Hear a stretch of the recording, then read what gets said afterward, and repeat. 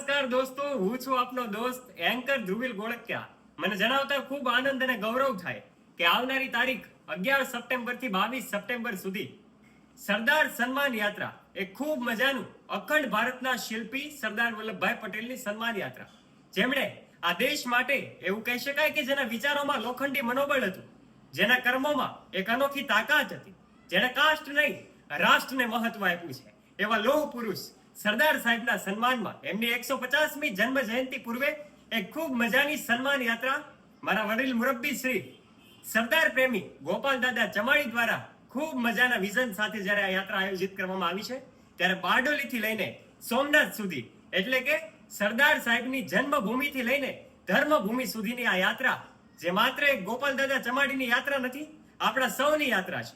સરદાર એક સમાજના સરદાર નહોતા, પણ સમગ્ર સમાજના, સર્વે સમાજના, સૌના સરદાર હતા.